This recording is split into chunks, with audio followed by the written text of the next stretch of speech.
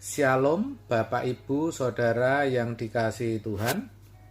Seri pengajaran hari ini Minggu 6 Juni 2021 berjudul Nama Bapa yang Kudus.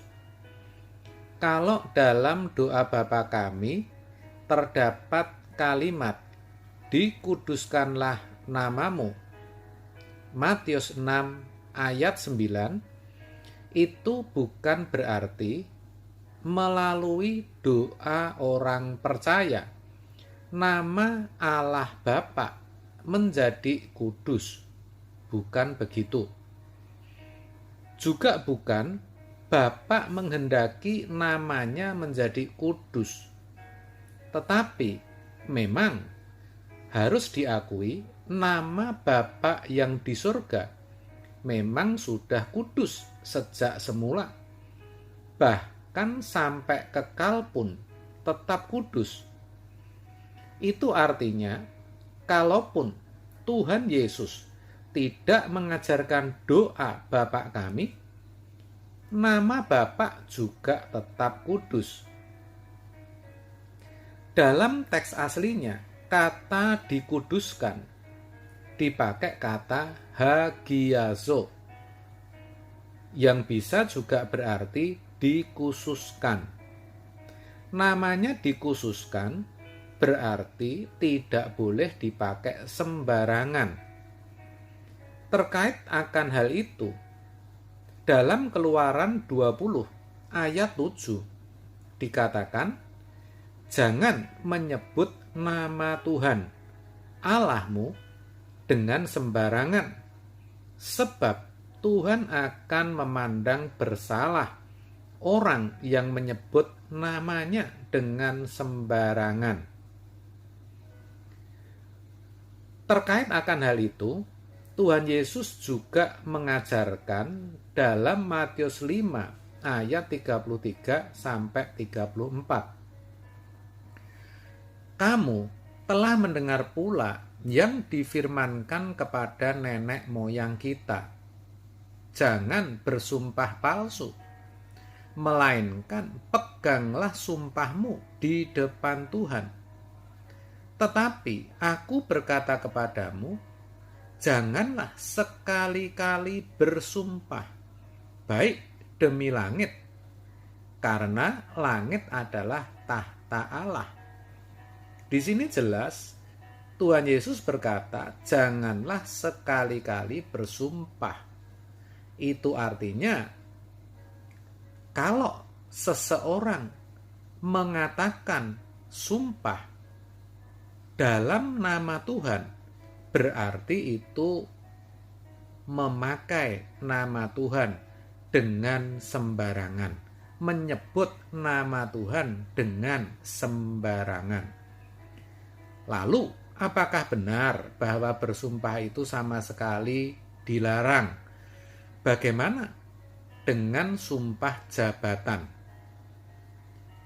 Nah, di sini perlu pemahaman yang benar terhadap penerapan ayat di atas. Dan harus dipahami sumpah yang mana dulu. Tidak semua sumpah tabu dalam ajaran Kristen.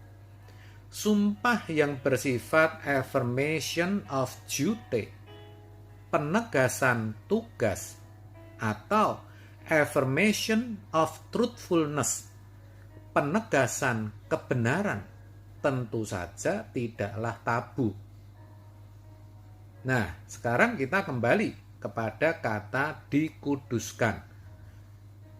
Dalam terjemahan lain dipakai kata dihormati, disembah, atau dipermuliakan. Jadi, kalau orang mengucapkan dikuduskanlah namamu, artinya harus menghormati nama itu. Menghormati nama artinya menghormati pribadinya juga. Orang harus bisa menjaga perasaannya. Begitu maksudnya. Kelihatannya mudah bukan? Dan memang seharusnya begitu, bukan? Maksud saya, nama Tuhan kan harus dihormati. Tetapi faktanya tidak mudah. Jangankan nama Bapa yang di surga, nama-nama orang yang seharusnya layak dihormati saja sering tidak dihormati. Coba perhatikan bagaimana banyak orang menyebut nama Bapak Presiden kita hanya dengan Jokowi tanpa kata Bapak. Apakah itu menghormati? Itu baru menyangkut nama, belum yang namanya menghormati pribadi seseorang, menjaga perasaannya.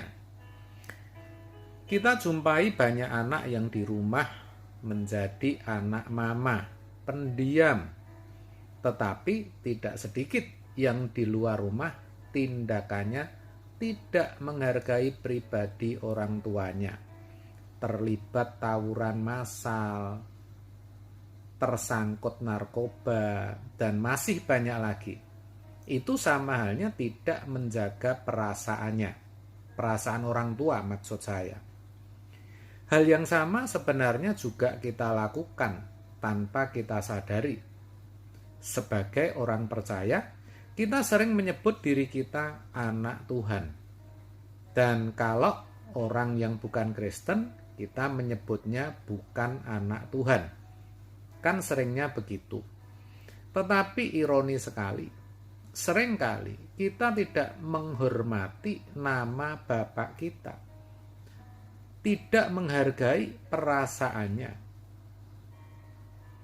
Bagaimana sikap kita terhadap orang yang lebih tua, terhadap gembala sidang, terhadap orang yang seharusnya patut kita hormati?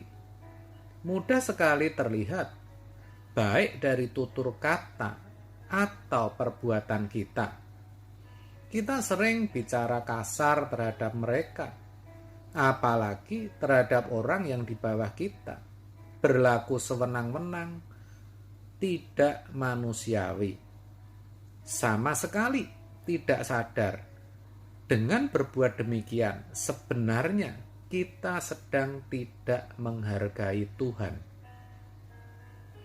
Belum lagi, kalau mau jujur, sikap kita ketika beribadah kepadanya. Dari cara kita duduk, dari apa yang kita minta dalam doa-doa kita, kesungguhan hati kita ketika menyanyi, atau sikap hati kita ketika menerima firman yang menempelak, akan mudah sekali terlihat apakah kita menghormati Bapa yang di surga atau tidak. Tentu ini yang tahu kita sendiri. Jadi, kalau kita berdoa dan berkata, "Dikuduskanlah namamu," itu sebenarnya satu penegasan, satu kebulatan pernyataan bahwa melalui sikap hati, tutur kata, dan perbuatan kita, kita akan menyembah Dia secara patut, menghargai pribadinya, serta menghormati pikiran dan perasaannya. Itulah yang seharusnya kita perjuangkan agar menjadi gaya hidup yang permanen. Amin. Tuhan Yesus memberkati.